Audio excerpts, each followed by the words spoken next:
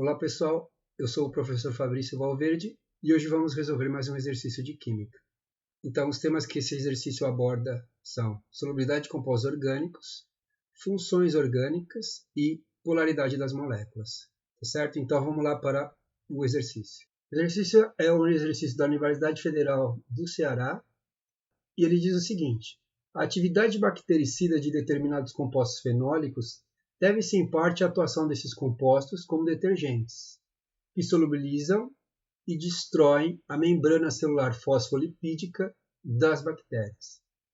Quanto menor for a solubilidade do composto fenólico em água, maior será a ação antisséptica. Com relação à solubilidade dos compostos fenólicos 1, 2 e 3, em água, identifique a opção correta. Então, as três estruturas que ele dá no enunciado para ser avaliadas são essas daqui.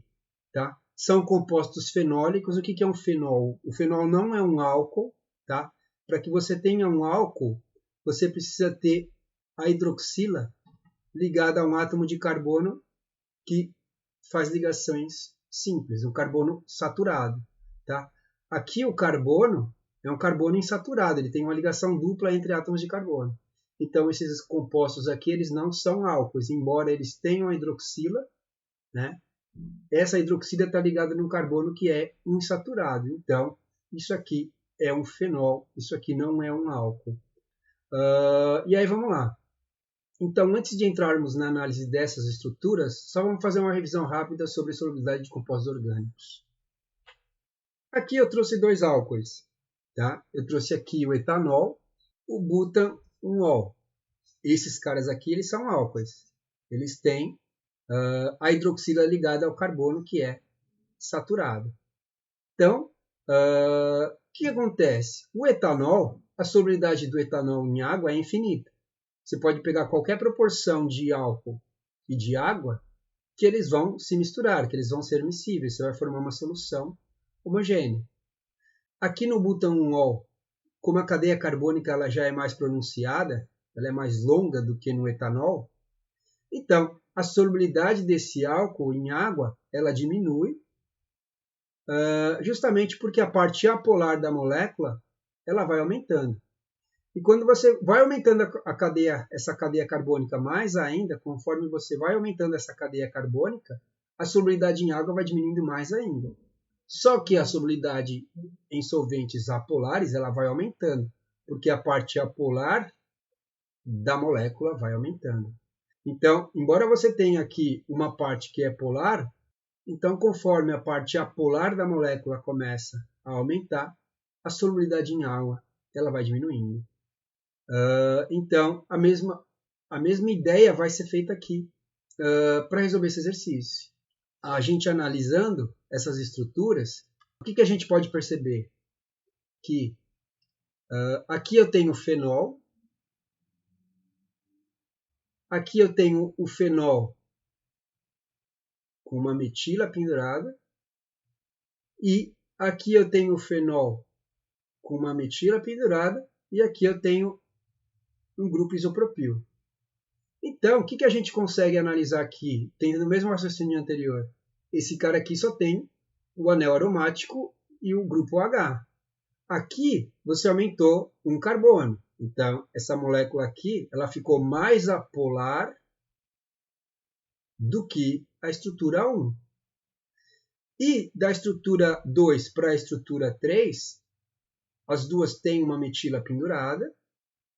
Só que na estrutura 3, aumentou ainda mais essa cadeia apolar. Aumentou ainda mais essa cadeia apolar. Né? Ou seja, a solubilidade em água ela vai diminuindo nesse sentido.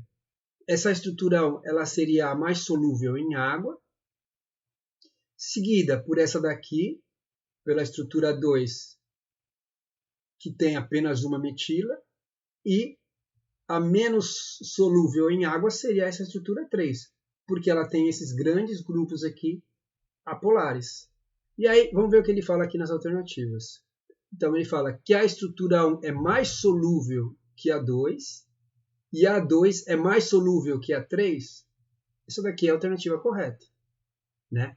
Então, por quê? Justamente porque começam a aparecer grupos mais apolares nessa molécula. Então perceba que essa daqui, a estrutura 1, é a molécula base para as outras duas. Só que nas outras duas, na estrutura 2, ele coloca apenas essa metila,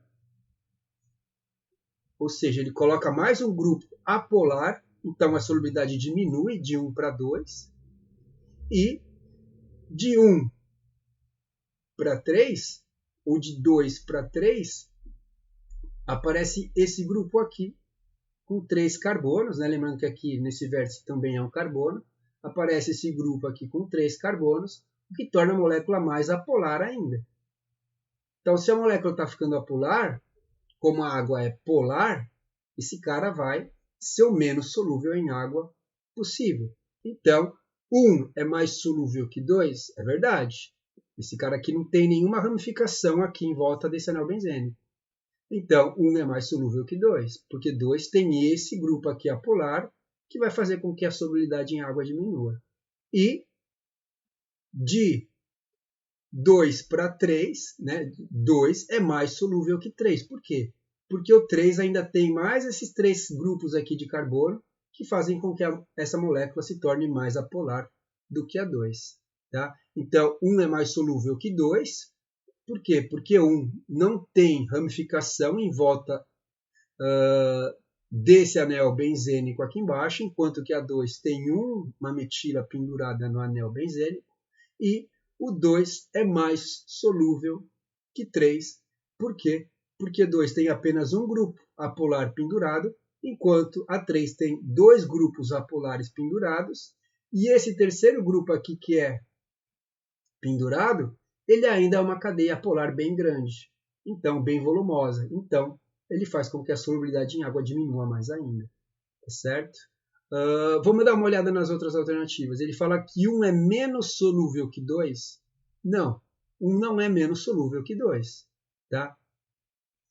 Como ele está considerando em água, se ele perguntasse quem é mais solúvel em um solvente apolar, aí esse cara seria em relação a esse, em relação ao primeiro.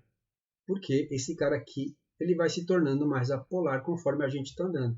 Mas como ele quer saber a solubilidade em água, esse cara aqui, por não ter mais nenhum grupo apolar pendurado, ele é mais solúvel do que esse. Então isso aqui está falso. 1 não é menos solúvel, 1 é mais solúvel. E 2 é menos solúvel que 3? Não, 2 é mais solúvel do que 3, porque ele tem apenas um grupo pendurado, enquanto aqui na 3 nós temos um grupo bem volumoso pendurado e mais essa mesma metila que tem no grupo 2. Então, essa parte aqui também está errada. Ele fala que 2 é menos solúvel do que 1.